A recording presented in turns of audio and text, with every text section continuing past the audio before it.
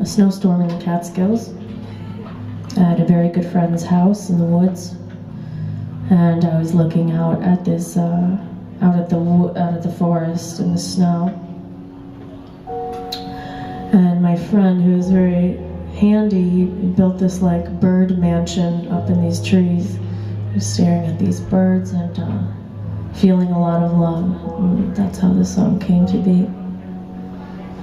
I probably wrote the poem about 7 years ago, but it didn't have a musical life until about 2.